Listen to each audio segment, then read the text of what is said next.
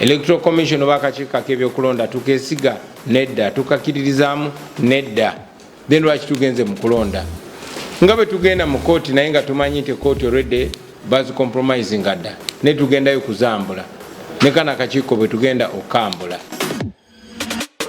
twategeeza abanafu abajamani abaali bakulira ekibiina kya Ipod tiffe tetugenda kuteesaganya na muntu ali mu kuwamba abantu baffe ali mu kutta abantu baffe era ne tubanyonyola nti Museven ekyayagala si kuteesaganya naffe ayagala just kufunayo ekifaananyi nga tuli naye asobole okukikozesa okugamba abantu bano batula ne boogera n'okulimbalimba mawanga agavujjirira Uganda agag'abazungu tiolaba ono president ali mu mateeka era ayogera nawo opposition era Ipod ne tubagamba tetugenda kujja kwogera na Museven mutwesonyiwe etteeka baalitaddewo kugezaako kuto amtwistinga tutogende Museven tetujja kwogera naye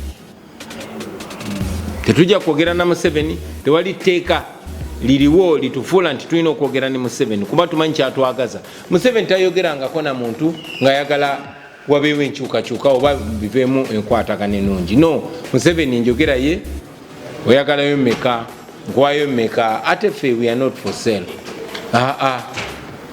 so kyetwayogera era kyetwogera we are open to dialogue we are not open for sale kyetwogera kyetwayogera nti ffe tuli open okwogeraganya n'omuntu yenna yina ku nkyukakyuka naye ate Museven tukimekize clear benjogera mu lwatu benjogera ne mu kyama nti ffe kyetwagala okuteesa naye kiri kimu ovaako otya tukuba jeeke oba tetukuba jeeke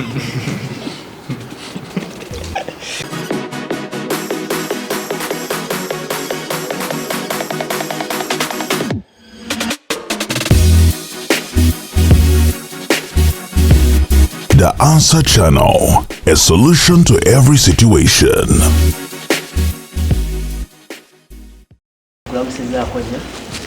Nze Kakalaamu mukutu gwa babuyita The Answer Channel.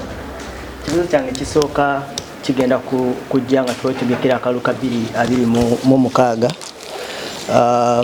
nga nsaba tubulireko ku nteekateeka ng'ekibiina kya NUP kyezitadde mu nkola nga si kuwete babwetabi mu kalulu wabula nga twetaaga obuwanguzi mu ngeri emu oba endala wakati ku buwanguzi obwa presidential n'obwa parliament level mu mbeera bwetyo. Ekibuzo kyange ekirala kigenda eri Electoral Commission tukkiriza nti eri mu mateeka mu ggwanga lyaffe Uganda naye ogiyinamu obwesigwe okakasa nti ogenda kujjayo akalulu nga kali free and fair nga okozesa Electoral Commission nga yo wekiba nga the answer is not otaddewo reforms kizoosaba ziteekebwe mu nkola eri mu Uganda nga tetunaba kweteekerateekera akalulu kano neyanza nnyo.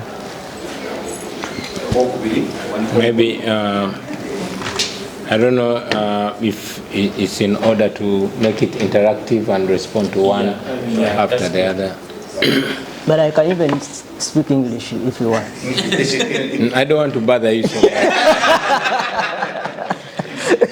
First of all, following byonna ebyaliwo mu 2026 twasazeewo kana akalulu tukagendemu nga kakwekalakaasa oba kakubigaana ke twayise protest vote tugenda mu kalulu kano nga tugenda protestinga nga tugenda kwekalakaasa tuwakanya ebikolobero Museven byatukozeeko era nga tusazeewo omugoba mu mbeera eyo si Museven yekka naye Museven n'abamutembeeta bonna kuviira ddala ku LC1 paka ku presidential level. So you plan gye tugenda ogenda mu kalulu kano nayo first of all nga tukunga abantu baleme kugwamu maanyi baveeyo balonde babaddewo akagenderere kamaanyi kukyayisa abantu okulonda n'obalamalamu amaanyi babyetamwe babiveeko Museven ayite kaweweevu kyetwakiganyira tukunga abantu baffe bonna baveeyo massively barejectinge n'abo bamutembeeta then si elevo esooka of course tukunga abantu baveeyo balonde naye bakome n'akalulu kaabwe bamala okakuuma then bagezaako okakyusa abantu bakalwanirire bonga abantu omanyi omuganda agambe kijja omanyi kinyaga bitono bajja nga zekaba naye ng'omanyi oba naawe omweteekereteekedde so twagala bannayuganda beeteeketeeke yengeri gye tugenda mu kalulu kano ate twagala ogenda mu kalulu kano si gye singa bannayuganda bokka naye ng'ensi yonna ensonga lwaki mulaba nti ntambula diaspora yonna okugalvanizinga abantu one tufune attention yaabwe babibeereko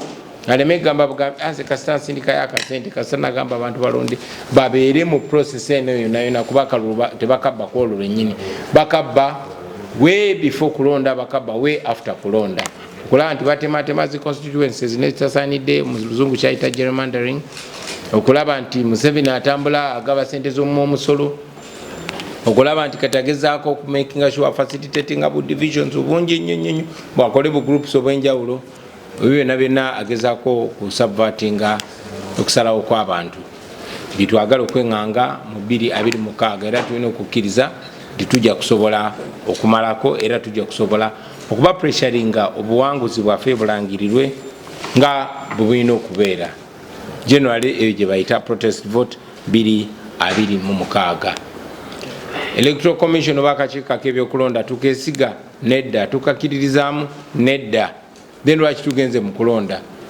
nga bwe tugenda mu kooti naye nga tumanyi nti kooti already bazi compromising dda ne tugendayo kuzambula ne kana akakiiko bwe tugenda okukambula mwami byabakama omulabye nga buli kimu akola Museven kyamulagidde ne bwe kiba kiri mu bumenyi bw'amateeka ne tugenda okumukulonda okumudemystifyinga kubanga nga bwe tuwagamba bannayuganda bakikola juze kawempe omuntu yenayina atalina kukkiriza oba talina bumalirivu era asobola obivaako natagenda mu kulonda kwe kawempe ne twabagamba nti no people power esinga people in power amanyi g'abantu gasinga abo abantu abali mu buyinza era kyova olaba bwe twagendayo wakati mu kunyigirizibwa wakati mu kuleeta emamba mu polling station wakati mu jjati okutulugunya abantu twamaliriza abantu balwanye ne bataasa obuwanguzi bwabwe kati kitwagala kikole at a national level kuba ne baana abatunyigiriza baleeta amagye ga district namba n'okusobamu mu constituency ye Kawempe naye ne tubawangula abaffe singono kawefu betu mukola okwetola ensi yonna pozi banapangisaako nage Kenya nage Sudan ate era tujja bawangula so yensonga yengeri gye tugenda mu kulonda kuno si nti akakiiko k'ebyokulonda kenkanya si kenkanya ne tugendayo okubaleeguula twagala bastretchinga tumekinge sure nti mu ngeri yonna yonna tukunga abantu miliyoni 49 abali mu Uganda bawangule abantu abatawera mitwalo 3 mu Uganda mwebalenya yanzanya manyanze kawoya fahad MC akobin tugenkozesa ebibuzo byange bibi ekibuzo ekisooka ekibuzo ekisooka njagala kumanya tulina obukiiko bwa parliament nga abakulembeze opposition abalondebwa mu bukiiko obwo kati okugeza nga akakosase omukulu Ssenyonyi okuva lwe yakavaamu ndowooza kalinga akavaawo obukiiko obwo president olondoola abantu booteeka mu bukiiko obwo nga busirika nga bufa oba bwava oba ffe tutalaba ekibuzo ekyokubiri Mr. President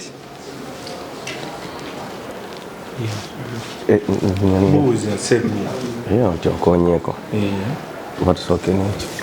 soke nekyo president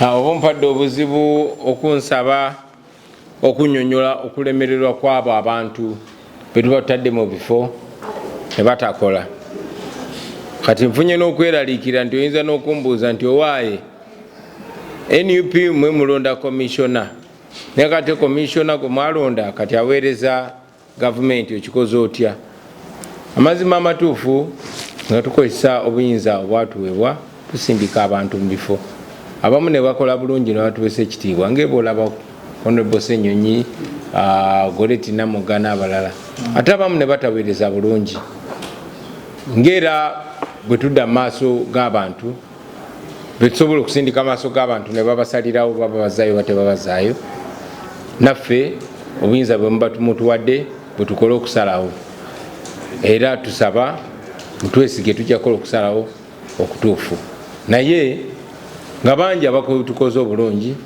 bangi abakozeekozeeko ate era bangi abalemereddwa ekyo nno kye kituwa okusalawo buvunaanyizibwa ki bwe tubawa bwe tuba tunaabubawa mwebale nnyo mwebalire ddala Oweekitiibwa President ekibuuzo ekisembayo tulaba akakiiko k'eddembe ly'obuntu ak'ensi yonna kava mu Uganda okajja ekitebe kyako mu Uganda ne kiraga ensi nti nga kooti kasobola kukolera mu mbeera eri Uganda kubanga kitewa ddembe lya muntu kitiibwa. Kyokka ate negiwuddeko batwalaba video era ekyakolebwa ng'ova South Africa n'owambibwa ku nnyimba ekiraga nti ensi Uganda erinnyirira eddembe ly'obuntu. Lwaki amawanga gano ag'abazungu gakyakolagana ne Uganda gisindikira abakungu okubanga basobola okugenda mu nsi etali mu ddembe lya buntu? Kiki kyemuyinza okukolawo okubanga twogera nabo okubanga bakomye okubanga babeesigisa abakungu bwabwe okubeera mu ggwanga eritali mu ddembe lya buntu? Ebale nnyo. Yes, akakiiko k'eddembe ly'obuntu kava mu Uganda, kagalawo office mu Uganda. Ate kituufu eddembe ly'obuntu lirinnyirirwa mu Uganda era mazima ddala kituufu nti amawanga gano ganagwadda ate gakolagana n'abo balinnyirira eddembe ly'obuntu. Yes, kibaddengawo era kyagenda mu maaso naye nze nga mbagamba teri agenda tutaasa baganda bange ffe bannayuganda okwetaasa mulimu gwaffe ffe ng'abantu. Gana amawanga g'olaba Amini bwe yali president gakolagananga naye. Gana amawanga g'olaba tegakulimba tegalaba bumenyi bw'amateeka bugenda mu maaso Uganda. Ne bwe tuba tetwerwanyeeko tebajja tuyamba bano abazungu. Tulina okwerwanako. Balina kulaba ng'omutuju tumuwunzika nabo ne balyoka bajja batwegatako.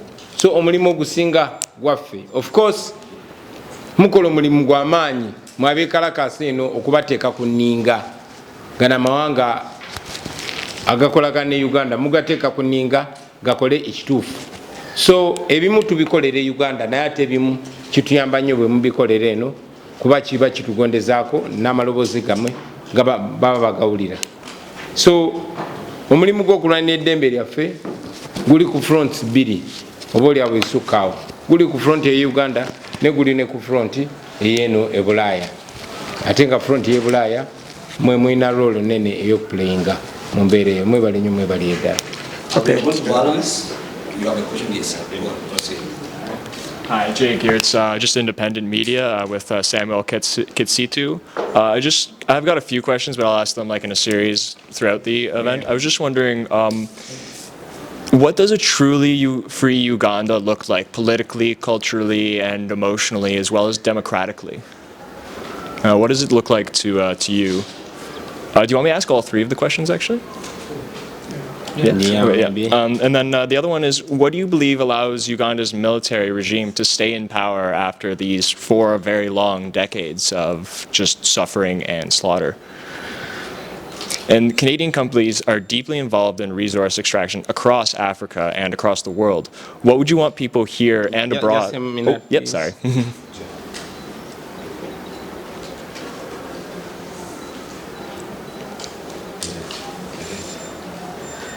Yes, please ask the third question. Yeah.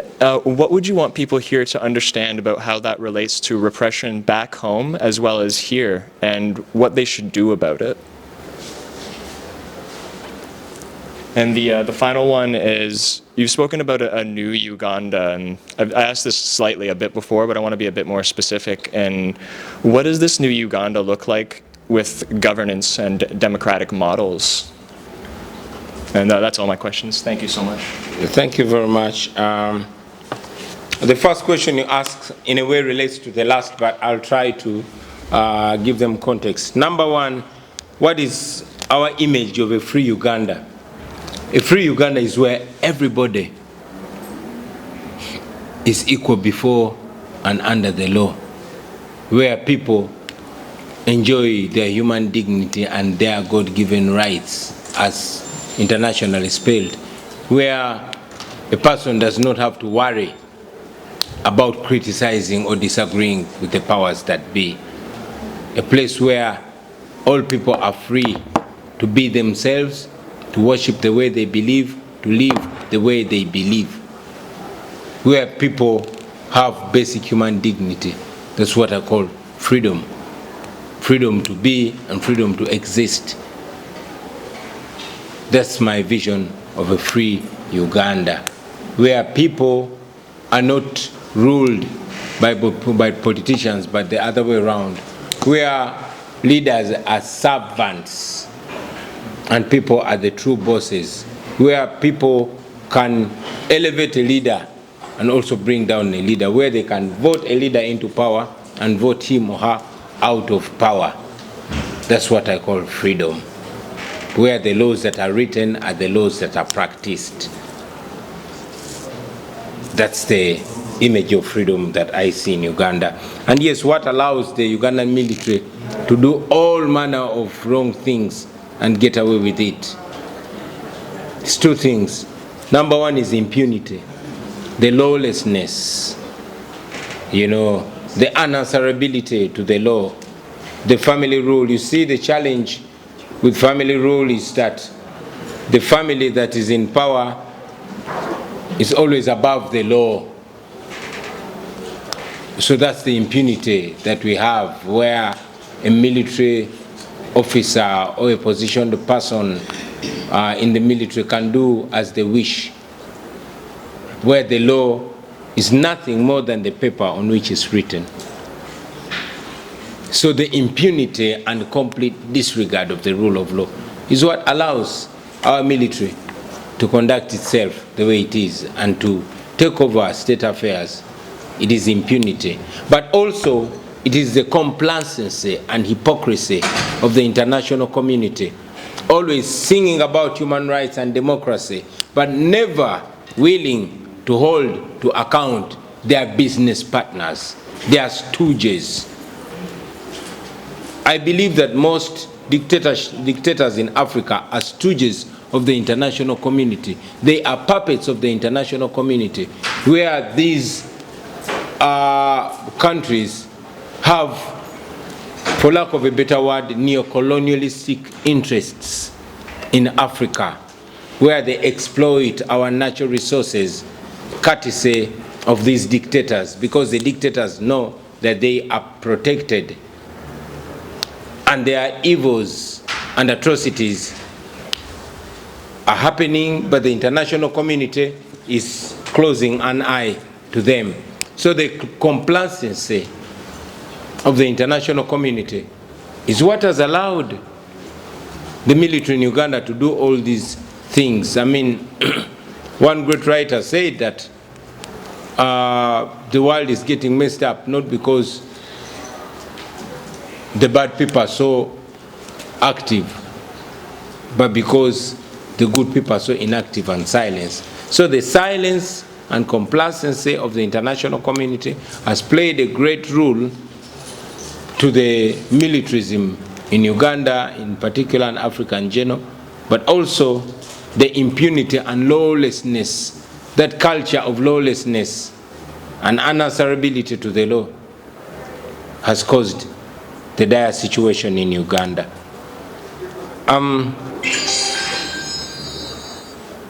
What do we want Canadians to know, and what do we want Canadians to do? First, I want Canadians to know that we appreciate them for hosting and embracing our brothers and sisters. We don't take it for granted. We know that we have so many places in Africa, our own fatherland, our own motherland, where we've not gotten this kind of welcome. We have countries in Africa where there are xenophobic attacks against fellow African people. So I think it's only moral to salute the people of Canada and to ask them to keep that culture of welcome. Maybe one day they will need us and we shall return the favor without a doubt. I want the people of Canada to know that actually our oppression and suffering is not very detached from them. You see, Canada is one of the countries that relate with Uganda in terms of development, and indeed a substantial amount of aid comes from the Canadian administration to Uganda. But that's not government, that's not politicians' money, that's taxpayers' money. The money that's given to the Ugandan dictator and later on channeled to efforts of subjugating people, that is taxpayers' money. So you as a Canadian, whether you know or you don't know, you actually contribute to our suffering. You pay for it. Yes, through your taxpayers' money. I want them to know that there is a country, the most beautiful country on earth, the Pearl of Africa, Uganda, with 49 million people, that is suffering to free itself from a 40-year military dictatorship. And their attention is paramount. Just their attention. Because it dies in the dark. But when we have attention from various countries, then we probably stand a chance of saving this, our country. Maybe if there was no international attention, I would be long buried. But I'm stubbornly still alive because you people have stubbornly kept your attention, not just on me, but on the entire cause that we lead. Yeah. And secondly, and most importantly, there's a request that you Canadians have the liberty, the luxury of freedom, the luxury of being able to call out your leaders and challenge them whenever they misuse or misdirect your taxpayers' money. Please call them out about associating with a known autocrat. And remind them, your leaders, that when they don't do that, whenever they stand with a known autocrat, with a known human rights violator, they are actually being partners in crime. That's my humble message to them. I thank you. Oh yeah, sorry, very last question. Our vision of a new Uganda. Man, the new Uganda, now I want you to imagine a country, the most fertile place on earth, that's Uganda, where the great river Nile starts from, where we have the biggest freshwater lake, Lake Naruwali, which you call Lake Victoria, with the most enterprising people, the youngest population in the world, the most enterprising people, creative people like myself, handsome men and women. Now, those are the resources. But the ideas we have for that country, first of all, is to return the rule of law, to return freedom, to boost opportunities, and have all these people that have scattered all over the world come back home because it will be safe for them to be home. We have so many Ugandans scattered all over the world. These people are a resource and they have resources. So if we stabilize our country and make it free and democratic, I am sure that many resourceful people will flock in from across the world, talented, educated, skilled and knowledgeable people, especially young people, Ugandans that are scattered all over the world, who want to beacon them and have them back to the country. And that massive resource will be channeled to different sectors to develop the country. We are going to crack down on corruption. We lose so much money on corruption, a third of our national budget, of our collection in revenue. We're going to have free university education. I mean, the main university, Makerere University, I went to university on government sponsorship because of my brain, but my generation was the last to have government sponsorship. But we have very intelligent young people, only that they come from humble backgrounds. So if the government can be able to meet the university budget, as per Makerere University, they collect only 100 billion from private students. Only 100 billion. Now, General Museven uses 3 billion shillings every day. Just imagine, 3 billion shillings every day. So the money he uses in just a year, half of it can ensure that we get free tertiary institution in all universities of Uganda. We can do that. We are going to do that. We are going to revamp our agriculture. In fact, in our education, while I'm still on our education, we're going to change it. The education system we have now, I don't like it. It's colonial in format. It trains only workers. It does not train job creators or creative people. It's not up to date. We have an idea. We have a 4 A's style of education: academics, athletics, arts, and agriculture. And we're going to give all these 4 areas equal attention to see that we, through our education system, right from childhood, from infant stage, we bring up international standard artists, international standard athletes, international standard agriculturists, and indeed the academics as well. That way, we are going to be able to touch everywhere. We Ugandans are very talented people. We are very talented athletes and artists. Our climate alone and the soil we have, which is the most amenable soil, the most fertile soil in the Great Lakes region, can help us be once again the breadbasket of the region. And that we are going to do as soon as we take power. Many other things that we want to do, or we want to fix our infrastructure. And this is not reinventing the wheel. These things have been there. My parents tell me that before I was born, we had commercial planes within Uganda. We don't have them anymore. Our railway line has been removed and sold as scrap, while Kenya and Tanzania are developing a standard gauge railway. We want to fix that. And the money is there, leave alone the one lost in corruption. Man, we are a rich country. We have oil, we have other natural resources.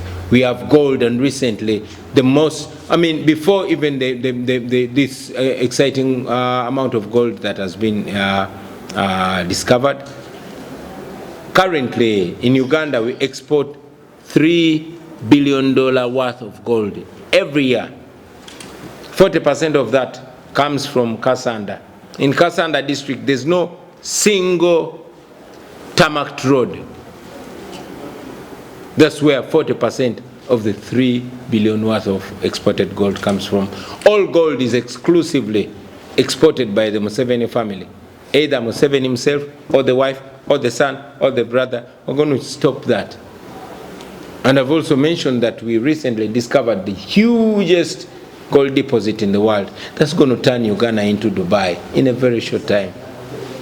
So the new Uganda that we are going to lead is going to be not only developed, but it's going to have a better image internationally. Just imagine me as president and I'm visiting Canada. That alone changes our country. We're going to make our country the coolest country. These are not dreams. These are possible things. And they begin by taking leadership. I can go on and on and on about our country, but I want you to go and watch this imaginary movie called Black Panther. Have you seen Wakanda? That's Uganda in our dreams. Thank you.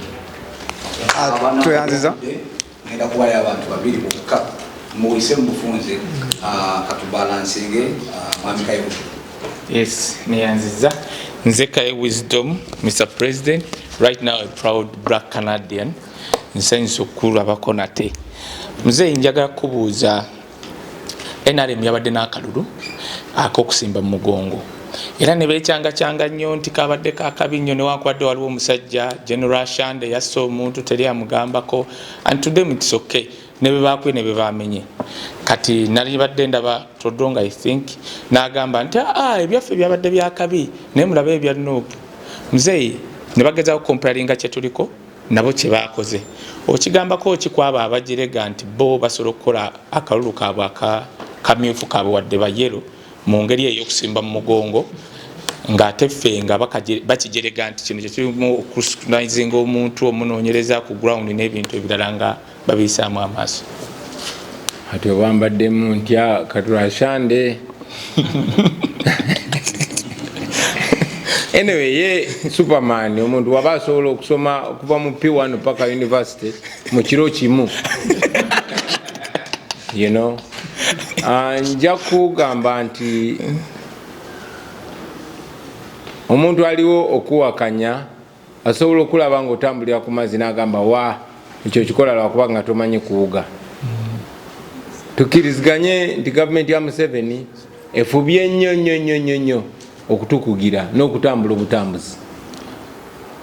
Tetusobola kutegeka nkuŋŋaana zaffe mu bantu okwetola eggwanga n'olumu batulumba ne ku kitebe we tubeera. Tebatukkiriza kola bye tulina kukola ate nga tuli political party empandiise mu mateeka. So bye tukola tutubikola kubanga twagala naye kubanga batulemesa okutuuka mu bantu. Nene tusala amagezi agafuna abakandidate.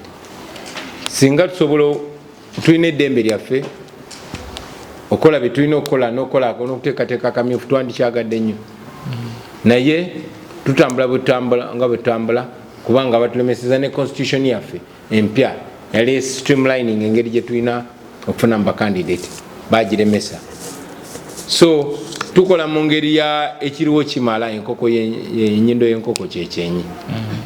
Nitumanyi nti Museven wanaavaako tujja kuba n'eddembe lyaffe. Twagala nnyo okubeera ne primaries zaffe okwetolola eggwanga kuba tulina membership nene okwetolola eggwanga ne buli bwe batulemesa nga tusala amagezi amalala. Wow. Last question. Okay. I was just wondering what your experience. Thank you. Your name? I can hear you.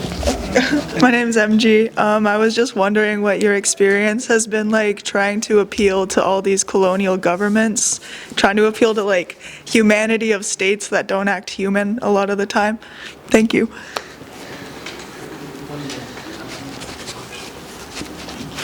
Thank you very much.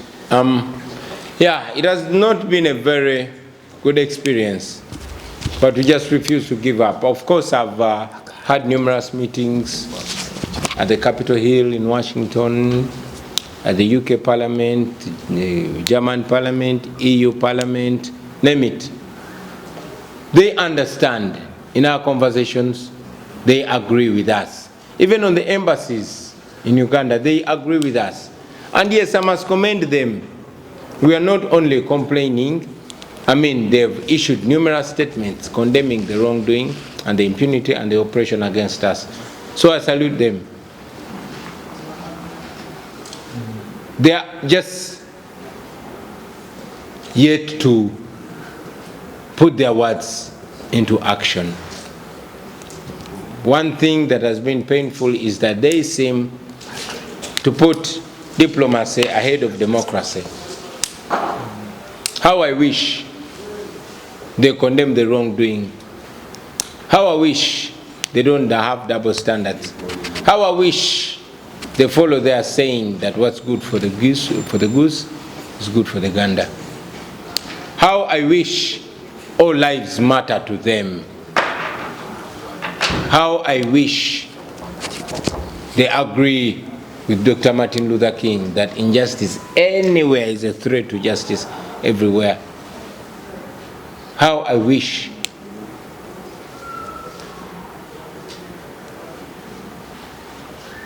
they stand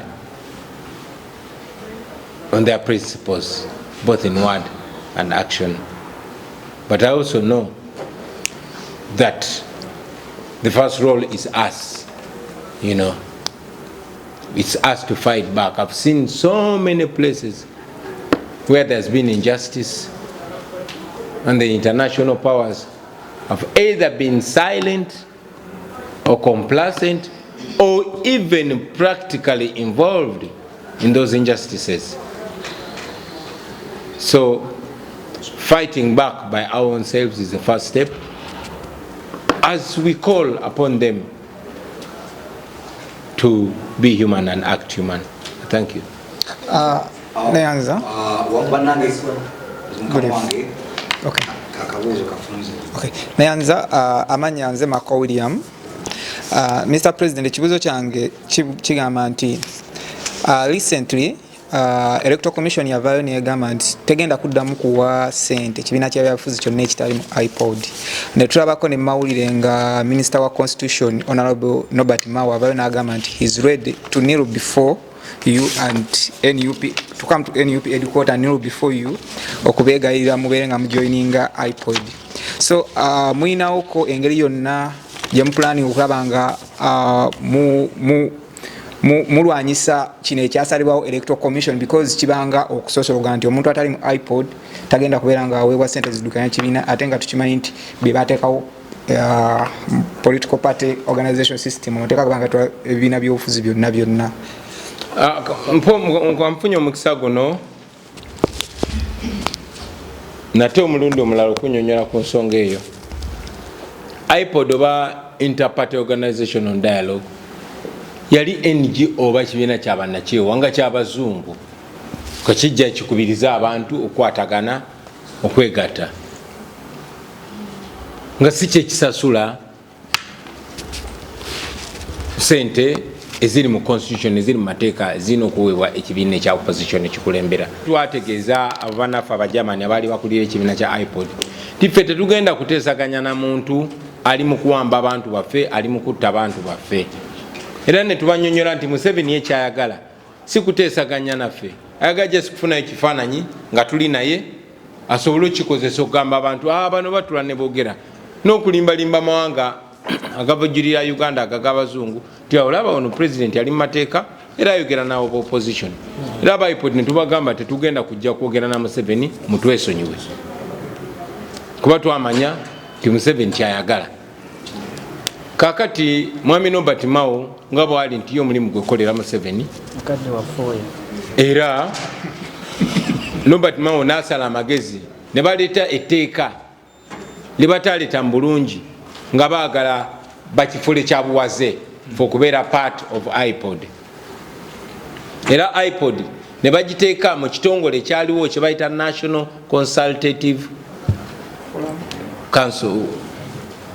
So ekyo ekitongole ekigatta ebibiina by'obufuzi byonna mu ggwanga tukibadde part of it. In fact NUP favored vice chairman b'ekyo ekitongole Comrade Katana Benjamin omwanika waffe ye vice chairman w'ekyo ekitongole kuba kiriwo mu mateeka. Ipod teyaliwo mu mateeka, amateeka tegatukaka tekitukakatako kutula mu Ipod era ne tugaana.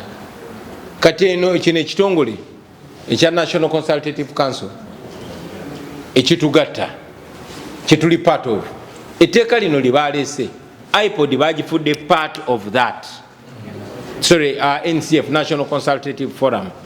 Kati National Consultative Forum kyekibiina ekyo kitwala nene Ipod bagifudde department mu National Consultative Forum. Jukira National Consultative Forum chairman waayo yabadde Kiwanda, vice chairman nga Benjamin Katana ng'ava mu kibiina kyaffe. So tukiriziganya okwogeraganya n'ebibiina ebirala naye si byatugulira bino ebya Museven okwogera ku nsonga era nga tukikola mu mateeka. So etteeka eryo balirese tebalirese mwoyo mulungi, balirese number 1 gezaako okubuuzaabuza bwongo bw'abantu naye n'ekisingira ddala kutuukaka. Kati njagala omanye nti amawanga gonna aga democracy gonna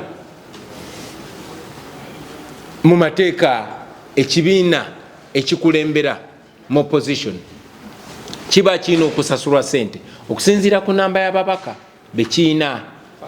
Mu tteeka eryo tewaliwo erigambira nti olina okwogera n'omufuzi abeera mu buyinza ekiseera ekyo, no. Naye kati bino baagala kukozesa sente ezo ezijja mu kibiina kyaffe okutusindikiza otukaka okwogera ne nakyemalira oba si kyo ekibiina kyaffe tekizifuna. Kifaanana ng'okugamba nti owa opposition atakolagana na Anita Amongo oba atakolagana na Museven tajja kufuna musaala nga MP oba nga meya. Ekintu kye tulowooza nti kibeera kya busiru. Ne munnange mu Uganda buli kya busiru kisoboka. Era ensonga lwaki ereteeka baalitaddewo.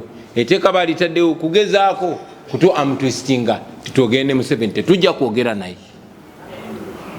Tetujja kwogera na Museven, tewali tteeka liriwo litufuula nti tulina okwogera ne Museven kuba tumanyi kyatwagaza. Museven tayogerangako na muntu ng'ayagala wabeewo enkyukakyuka oba biveemu enkwatagana ennungi. No, Museveni njogera ye oyagalayo mmeka nkwayo mmeka ate ffe we are not for sale.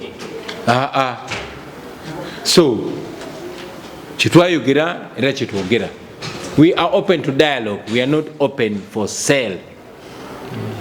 Kitwogera kitwayogera nti ffe tuli open okwogeraganya n'omuntu yenna ku nkyukakyuka, naye ate Museveni tukimekize clear byenjogera mu lwatu byenjogera ne mu kyama nti ffe kitwagala okuteesa naye kiri kimu, ovaako otya tukuba jeeke oba tetukuba jeeke.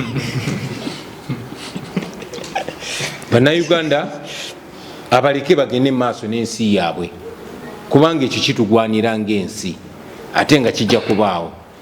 So yenzikiriza yaffe eyo yendowooza yaffe. Tuli part of National Consultative Forum, Ipod eri mu National Consultative Forum, naye era tebagenda kukozesa sente ziva mu parliament okutukyusa endowooza, nedda. Tulina abasanyufu kinga tukyalwana mu mbeera eyo kuba twasikinze ne bannamateeka abaffe ogenda mu kooti nga bwetukyalwana n'embeera eyo.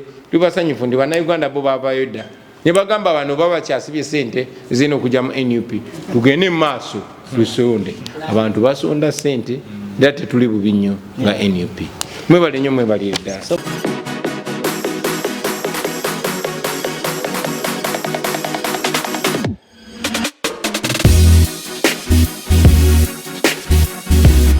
The Answer Channel, a solution to every situation.